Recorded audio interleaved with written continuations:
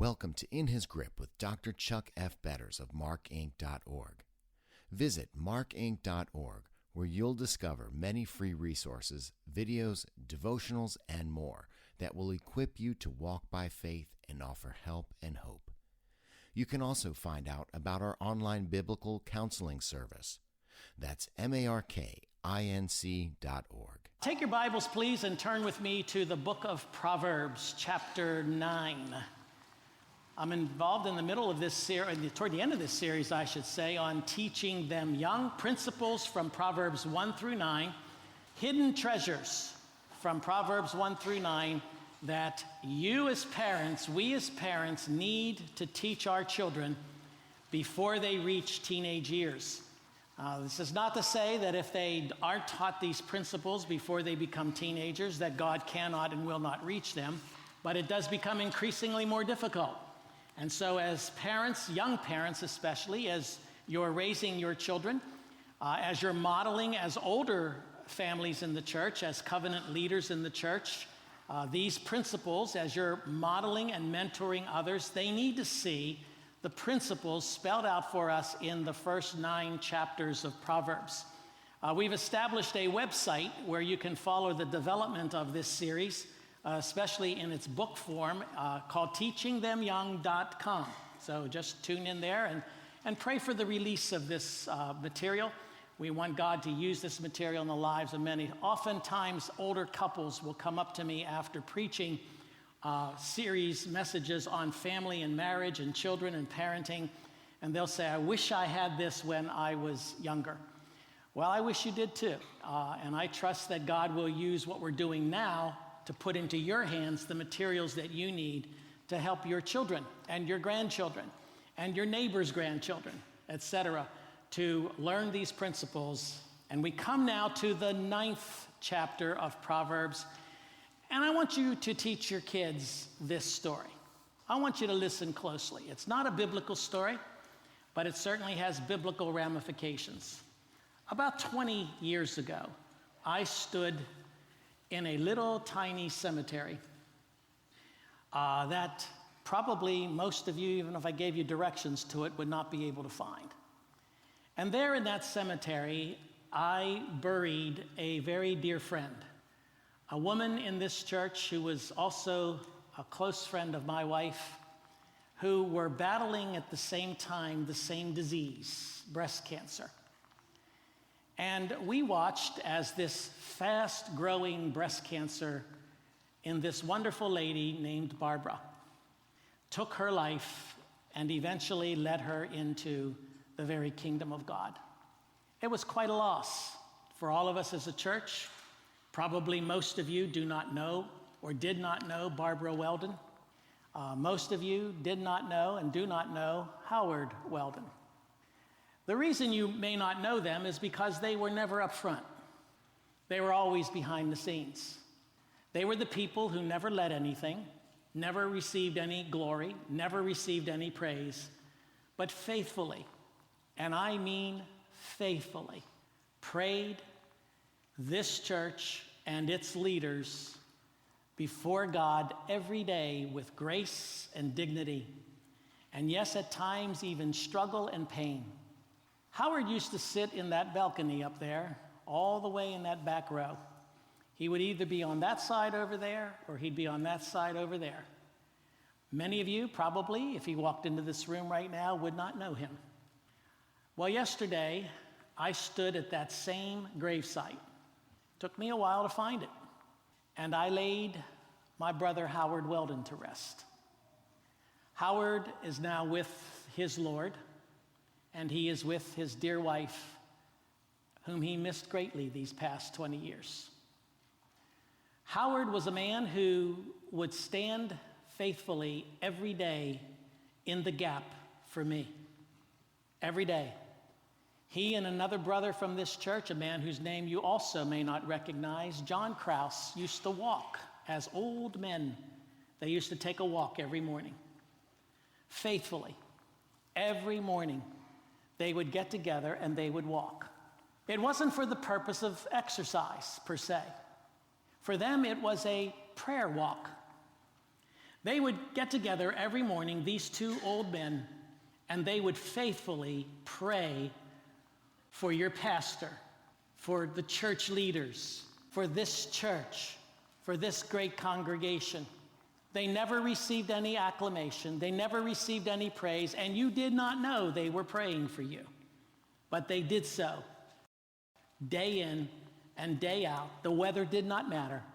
Every Sunday when I would greet Howard on the way out of the church, I would say to him, Howard, are you still praying for me? Are you still walking? He said, well, I can't walk as much, but I guarantee you one thing.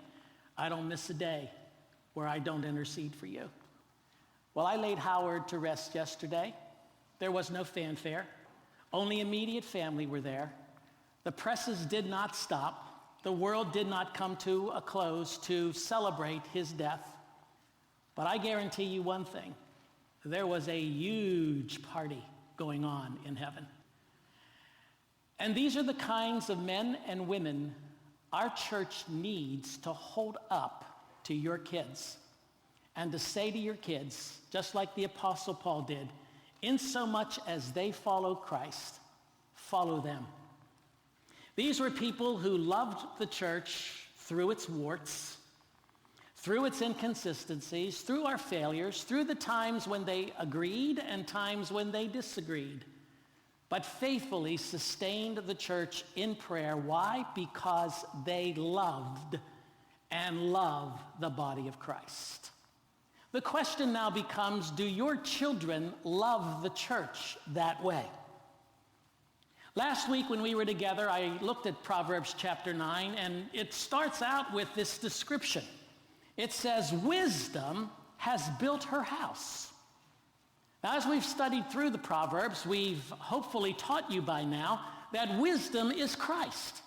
So you can easily translate that verse to say, Christ has built his house. Notice he doesn't say, Christ has built your house. It's not your church. It's his church.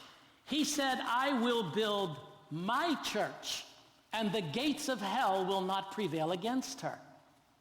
We are his church. As Ephesians says, we are his workmanship, created in Christ Jesus before the foundation of the earth. We are existing for the purpose of bringing glory to the God who calls us his church. We are to love and we are to teach our children to love his church. Through the myriads of flames and testing, with all of her faults, with all of our warts, with all of our inconsistencies, we are to claim or reclaim for our children this message, that when all is said and done, his church, will win the victory. Why? Because our God, her God, the church's God, is sovereign, and we can trust him. We need to teach our children that this is his church. He has hewn out, it tells us in verse 1, 7 pillars, pillars of perfection. We talked about those the last time we were together, the 7 pillars of perfection that only Christ could build, because only Christ is perfect. I would encourage you to restudy that or to check out the notes online of that particular message. Well, when we move on to verse 2 and following, we need to teach our children more about the church. We need to teach our children that the church has a message and the church has a method.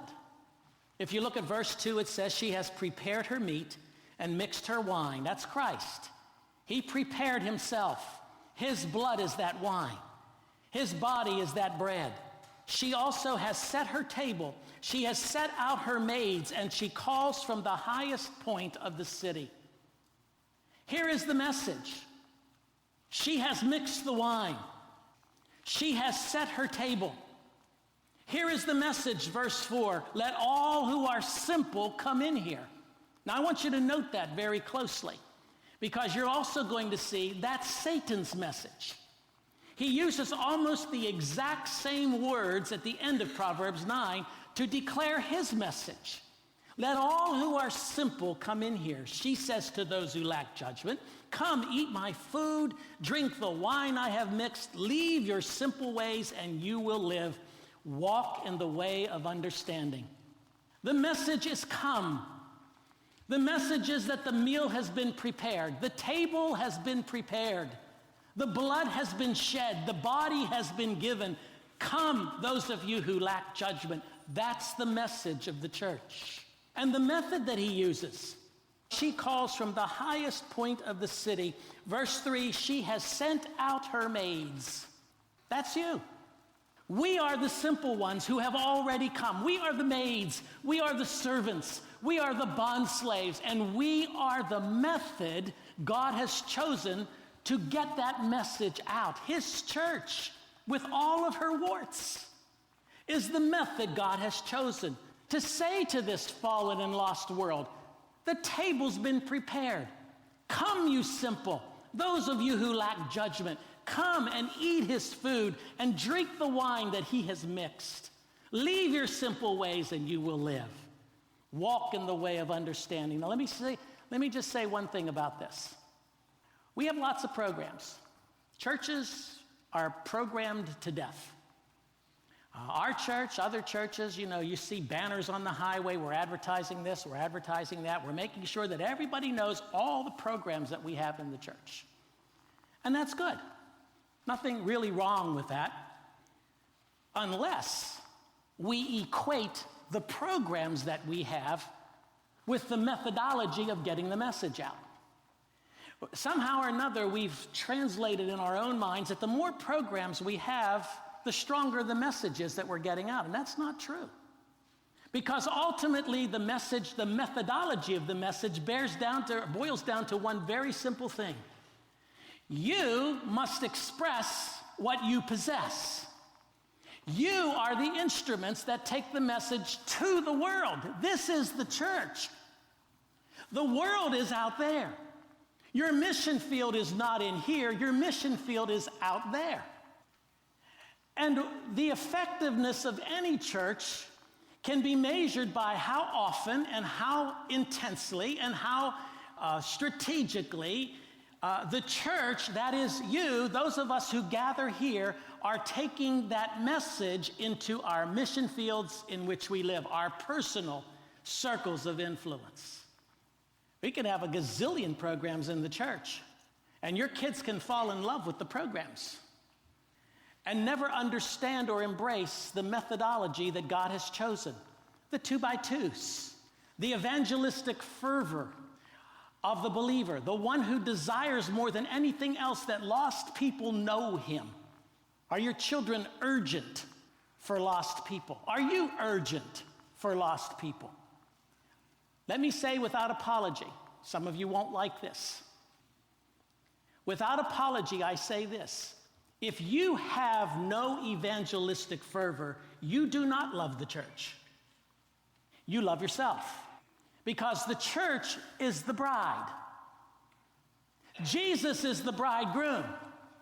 We say we love him, but we don't obey him. We say we follow him as long as we follow him in here. It's when he calls us to follow him with a cross, to pick up every day your cross and follow him, that we say, whoa, hold on a second. Let's not get too carried away with this church stuff. You see, the church is a spiritual kingdom. It's not four white walls. The church is a spiritual kingdom. It's not pews. It's not pianos. It's not pulpits. The church is a spiritual kingdom. Your children must learn to love not only here, but there. That out there is what decides or defines whether or not they love what's going on in here. If you don't love evangelism, that is, if you have no desire to share what Christ has done for you, and that's really the definition of evangelism. The word for witness is the word martorios, which is martyr. It merely means that you tell what you know and you share what God has done for you. If you don't love that, if that is not important to you, if it's not important to you to stand up for your faith and declare your love for Christ, then don't say you love the church, because you don't. We just love ourselves. Can there be any greater description of the message? Let all who are simple come. That's really the message of the cross, isn't it? Teach your children that the church also has rules. Oh, wait, hold on now. Don't get too excited. I use the word rules because immediately in our circles today, we translate the word rules to mean legalism. Yes, rules can become legalistic, but there are certain rules. For example, if you look at the rule of prudence in verse 7, this is something you need to teach your children. Whoever corrects a mocker invites insult. Whoever rebukes a wicked man incurs abuse. Do not rebuke a mocker or he will hate you. Rebuke a wise man and he will love you. There are two kinds of scorners. There are two kinds of enemies of the gospel. There is the ignorant scorner. That's what Paul calls himself. In 1 Timothy 1:13, he says, even though I was once a blasphemer and a persecutor and a violent man, I was shown mercy because I acted in ignorance and unbelief. There are some who just don't know any better. There are some who mock what we believe because they just don't know what we have. They see it, and maybe deep down in their hearts, they truly desire it. Maybe deep down in their hearts, they don't want to scorn and mock. And I believe, by the way, that's the majority of people who oppose you and oppose the gospel. I think deep down inside, there's something missing in their lives, and they want it. I had the opportunity yesterday to meet with Dan Iverson, one of our missionaries from Japan. I remember when Dan came into the PCA, he came in at the same time I was transferring my credentials out of my background into the PCA in 1986. He reminded me of that yesterday. He said, "Do you remember what happened 22 years ago?" I said, "Yeah, I do." I remember standing outside of the examination room because all who brought their credentials in, or all who were going to be ordained, Dan was at that level of being ordained. I had already been ordained, and I was bringing my credentials in. We had to be examined. And the committee had me, I guess, for about 4 hours. But right before me, they had Dan. And I remember looking at Dan. I did not know him at the time, and I saw him on the landing of a flight of steps. First floor, second floor, and on the landing, there was a big map of the world. And Dan Iverson was standing in front of that map, and he was staring at that map. I'll never forget this. He was standing like this, and he was staring at that map. And I remembered when I went down and I said, "What are you doing, brother?" And he said, "Right here." And he pointed to Japan.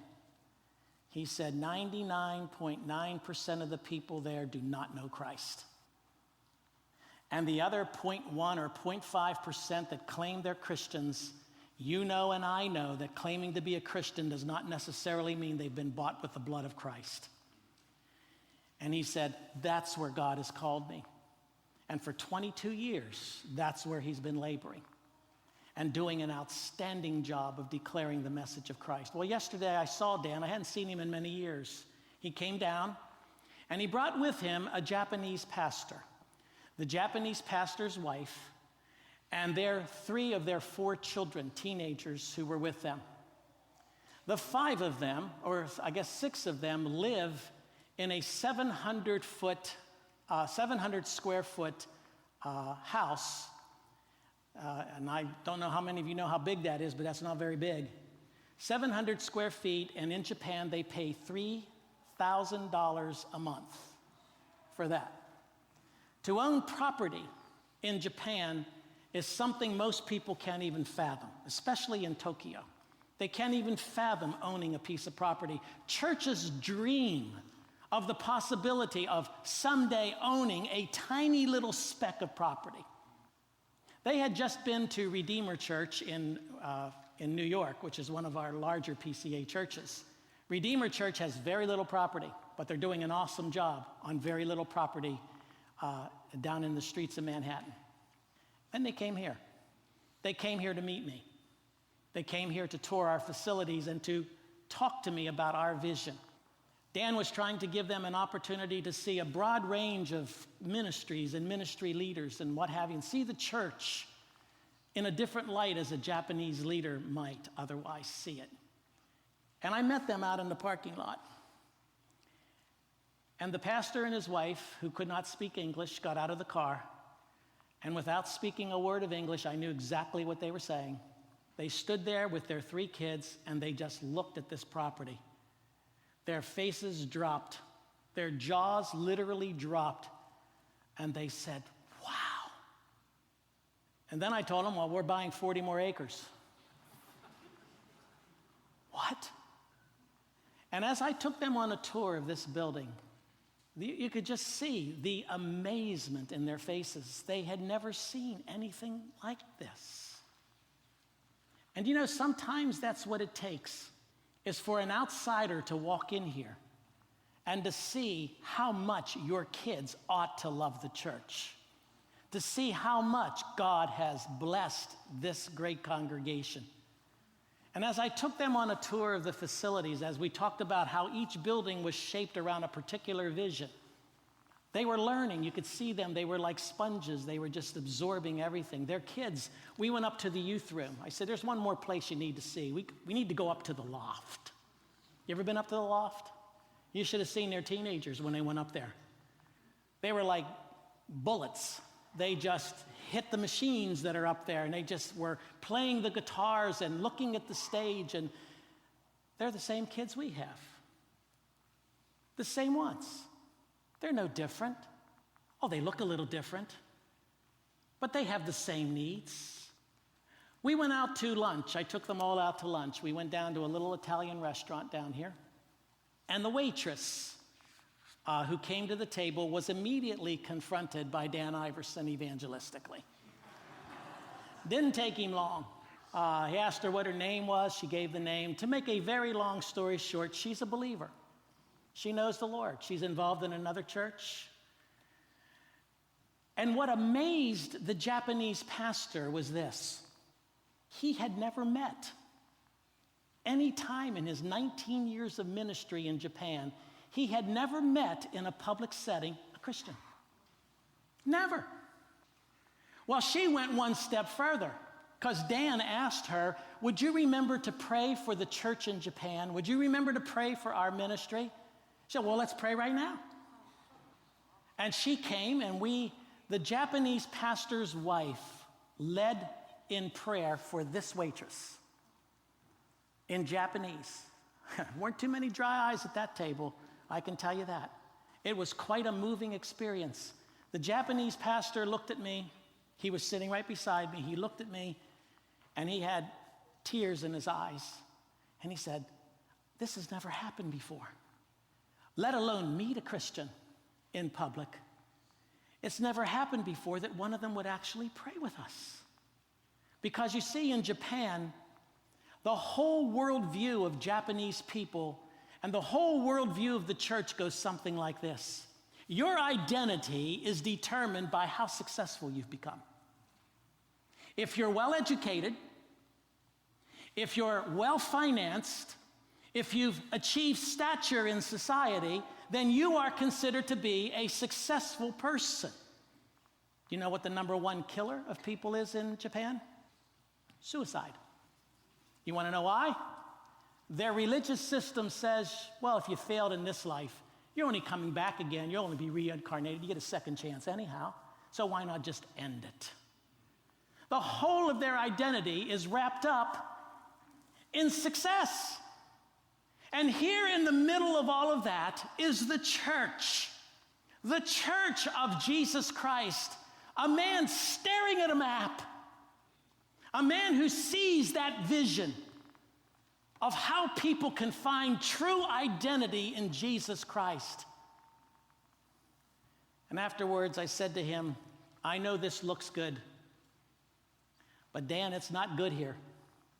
This is better than Japan, but it's not good here.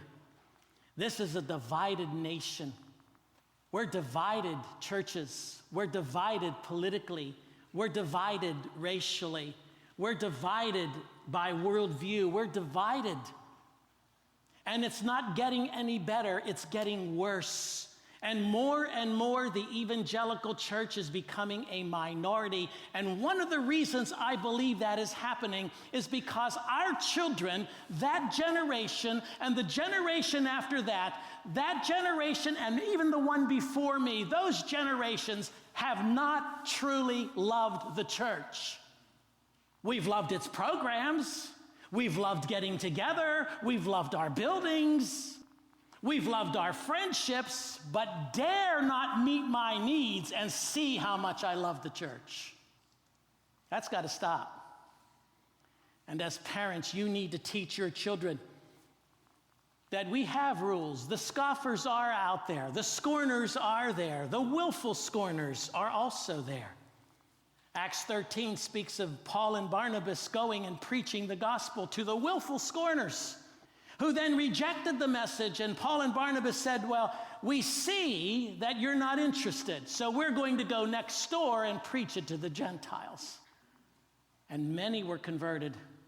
We are not to take that which is sacred, Jesus said, and throw it before swine. We are to cherish the church and not cast her pearls before swine. Oh, yes, we are to witness. Yes, we are to share our faith. But there is an urgency in understanding that there are some people that aren't interested, but most are. And that's where our focus needs to be. The great atheist and infidel Voltaire is often quoted.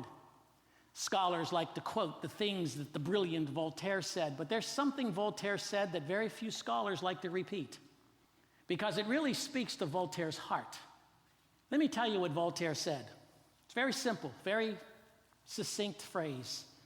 He said, I hate life, but I am afraid to die. Does that not summarize the worldview of lost people, whether they be in Japan or here? Such is the lot of a soul linked in rebellion against God. God is in his thoughts an abomination. The gospel is too holy a thing to be exposed to scoffers and mockers and fools. The church has the rule of holy obligation. Verse 9 says, instruct a wise man and he will be wiser still. Teach a righteous man and he will add to his learning. Every sinner is not a scoffer. We have a holy obligation to teach the truth, to grow in knowledge, to mature in our understanding of the faith, to insist that your children grow up. Because you see, to stay the same spiritually year in and year out is to miss the blessings of the Holy Spirit. God is not a static God. God is a God who hits moving targets. The Holy Spirit blesses and matures and equips and nurtures and feeds those who are moving, not those who are standing still. We must grow. And in order to grow, we must teach. And in order to teach, we must have a teachable spirit. Because you see, the church has the rule of holy business. Verse 10, the fear of the Lord is the beginning of wisdom, and knowledge of the Holy One is understanding. You see, it's not just a matter of telling people what to do. It's not just a matter of standing back as a parent and saying, do this and do this and do this. There's something much more important than saying, this is what I want you to do. There's something much more critical. This is why I want you to do it. Love the Lord, yes, but this is why you need to love the Lord. Search the scriptures, but this is why you need to search the scriptures. You see, son, you see, daughter, we're not just playing at church. This is holy business because we serve a holy God. And you and I as a family, I as your father, this is your mother, and you as our children, you must never sacrifice the fear of God on the altar of being casual about him. Teach your children the rule of failing forward. He says in verse 11, for through me your days will be many, and years will be added to your life. If you are wise, your wisdom will reward you. If you are a mocker, you say, you alone will suffer. You're going to fail along the way. That's what he's saying. Your children are going to fail along the way. Anybody here raised perfect kids yet? Huh? Anybody here whose kids have never, ever disappointed them? Please, I need you up here to preach instead of me. If your children, our children disappointed us often. as they grew up. They did things that today, now, in their 30s, they're confessing to us. We're hearing about things that they did when they were young that they thought we didn't see, and most times we didn't, because they were sneaky, just like your kids. But they failed at times. But most times they failed in front of us.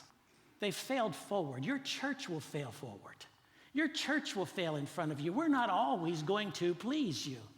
You're not always going to agree with things, but hopefully you're sitting on the back row of the balcony and you're praying for your church. You're laboring before God. Not praying that we, quote, see the light, but praying that God will bless and encourage with wisdom, the wisdom that we need to build his kingdom in this increasingly fallen world. Teach your children the rule of failing forward. You see, there's a satisfaction in a completed task.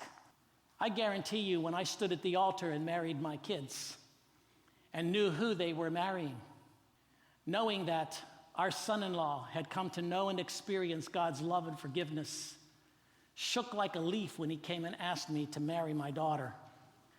And I gave him no pity, by the way. I let him shake like a leaf. But to see him raising his kids to know, love, and fear God, to see my sons, our sons, married to girls whose mother was my wife's prayer partner. When they were babies in the crib, Sharon and my daughter's-in-law mother, Judy, were prayer partners, praying that their kids would marry the right child. Judy's with the Lord. She died when those girls were young. Those boys married those girls. They could not have married better girls. Those girls could not have married better boys. You can't imagine what kind of satisfaction that is, to stand and see your children marrying the right person. You can't imagine what great satisfaction there is in seeing them love the church, having seen all of the church's warts. Yes, we will fail, but we must become risk-taking disciples of Christ who are deployed into a world of great challenges and many surprises. And along the way, we won't quite make it.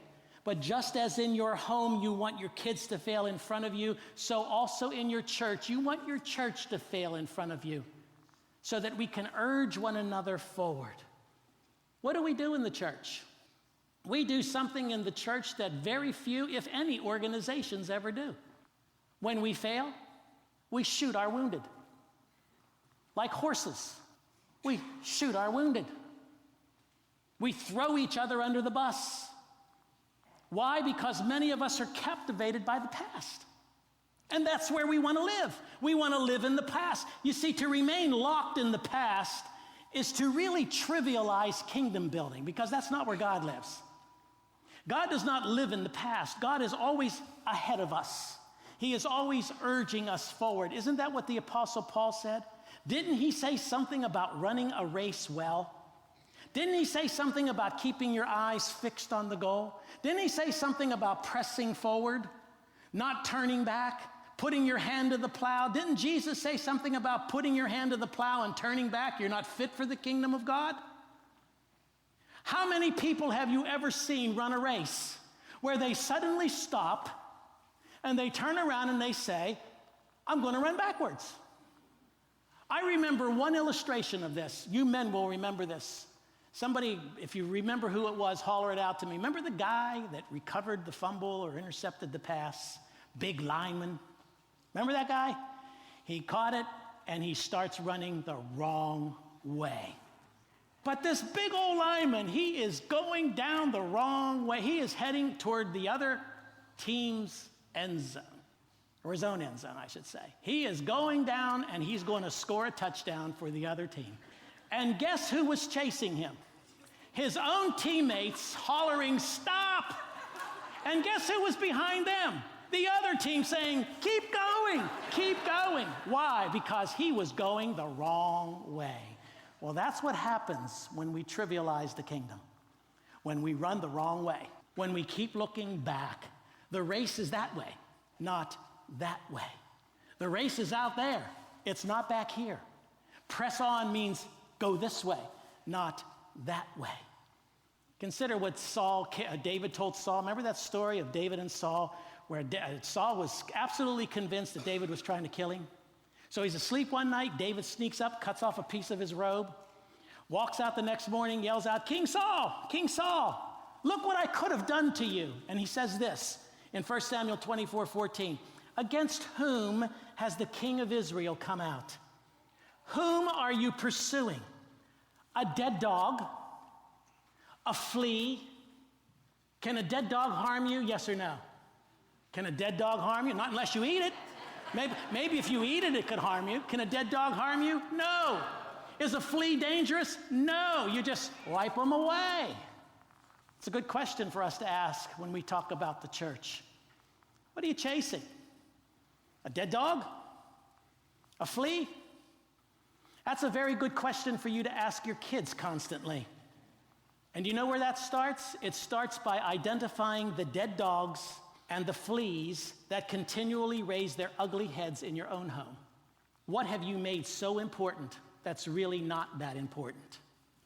Teach your children that the church has an ugly enemy. Our enemy's ugly, friends. Satan is no less earnest to destroy than Jesus is to save. And he's a formidable foe. Look at what he says in verse 13. Watch this. Remember I told you, remember what the message of wisdom is? In verses 3, 4, and 5, somewhere around there. Listen to this. The message, or the woman folly, verse 13, is loud. That's evil. That's Satan. She's undisciplined. She's without knowledge. You see, that's the earmark of all sin. Sin is clamorous, turbulent, animated by passion. This is a rare use of that word loud, by the way. I couldn't find it anywhere else in Scripture. It means to make a lot of noise. It's the picture of one continuous, loud, monotonous noise. It's the word that's used of arousing the senses to get the passions of lust and rebellion stirred up. And haven't you noticed today that the loudest voices are the ones screaming for more rights? What they mean by rights are the rights to sin, like the right to privacy. When did the right to privacy ever become the right to kill a baby? Or the right to non-discrimination. When did the right to non-discrimination become the right to marry a gay partner? You see, the loudest voices are very rarely clamoring for holiness, very rarely clamoring for godliness. Yet God does not speak to us, to his sheep, through an earthquake or emotional upheaval or thunderbolts. He speaks to us through the still small voice of the Spirit within every believer. He speaks to us as we're in his word, as we're like a Howard praying silently and quietly, meditating upon him and his great love for us. This requires the disciplines of grace for you to teach your children to love the word, to love to pray, to love to worship, to love to witness. The enemy of the church is shameless and does not mind exposure. Look at verse 14. She sits at the door of her house on the seat at the highest point of the city. It's amazing to me how overt evil has become. We used to hide our sins in shame. We're now proud of our liberality. When did you parents start fearing your kids? When did you stop saying, "Thus says the Lord"? When did you abdicate the throne of parenthood? I don't go to the grocery store. First of all, my wife spoiled me. But secondly, I don't go because I can't take much of it. Watching 35-year-old mothers with this thing in their hands, this baby in their hands. You know, they have their children when they're older and they're scared of this child. I've watched them in the grocery store. I've watched the child dictate the terms to the parent. Have you seen it? You say, "That's a little brat if I've ever seen a little brat. That mother needs to smack that kid." Well, maybe you need to deal with the brat in your own home before you start looking at the speck of brat in your brother's home. Maybe you're afraid of your kids. Maybe you've abdicated the throne. You can't do that, friends. It's too serious a business. Because you see, folly is sitting at the door of her house, sitting at the seat of the highest point. And what is she doing? Verse 15, calling out to those who pass by, that's your kids, who go straight on their way. Look at what her message is. Her message is the same, almost the same, as the message of Christ. Let all who are simple come in here. She says to those who lack judgment, well, that's what wisdom said. But now she changes the tune a little bit. Stolen water is sweet. What did wisdom say? Come and eat of the wine that I've mixed and the food that I've prepared. Stolen water is sweet. Food eaten in secret is delicious, because you see, the enemy is sly in that he elicits, or incites, I should say, illicit pleasure without showing any of the consequences. He doesn't say what the consequences are. He just says stolen water is sweet, and it is. Food eaten in secret is delicious, and it is. When you're sitting there, men, on that computer, and your wife is not looking, and you're watching, and you're observing, and you're participating in what you know you shouldn't be participating in, at the moment it's delicious. But when it robs you and your wife of sacred intimacy because she can't compete with that, and your marriage begins to crumble, and you pass that sin on without even knowing it to your children and to your children's children, because iniquity is visited to the third and the fourth generations, and those destructive influences crumble your family from within, and you scratch your head and say, how did this happen? You foolish man. It happened because you engaged in something illicit without reading the mail and understanding what the consequences are of moral failure. And you plant that same seed in your kids. Because you see, ultimately, men, if you know and love the Lord Jesus Christ, you are not the target here. It's not you Satan pursues. It's your kids he wants. It's your child that he wants. And if a thief or a murderer were to come into your house, would you not protect that child? But we won't protect him when the king of evil walks into your home and uses you as the pawn to put a bullet through your child's spiritual soul. That's why verse 18 ends with this. But little do they know that the dead are there. Not the dying, the dead. That her guests are in the depths of the grave. That's the consequence. Do your children love the church, or are they in love with folly? Do your children love the kingdom? It is not something they're going to learn automatically.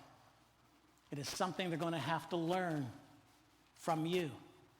You must model this. You must embrace this yourself. Are you going to sit on the back row and faithfully for 20 years pray your church into its glory? Are you going to read newsletters and look for things that you can pick at? This is serious business. Every one of you needed to see that Japanese pastor. Every one of us needed to see the tears in his eyes when he saw publicly a Christian. Just saw one. That man loves the church. He gave up a very good position as the pastor of a church. His church stood against him for doing this. They did not want him to leave. They begged him not to. The church stood against him. But here he is 18 years into the ministry, and he decided, you know what? There's something much more important than being the pastor of this wonderful church that I have. I need to plant more churches. Like Caleb, who came to his time of inheritance, turns and is asked, what do you want? What part of this country do you want? What did Caleb say? I want that mountain. Do you know what lived in that mountain? Giants who were enemies. He could have retired to Florida. He could have retired to Arizona. He said, I'm not retiring. I want that mountain. I want new battles. I want new challenges. So I want that mountain. Are you raising a Caleb? Or are you raising a Lot? Who, when asked what he wanted, said, I like Sodom. That's where I'd like to raise my family. Lot, Caleb. What kind of child are you raising?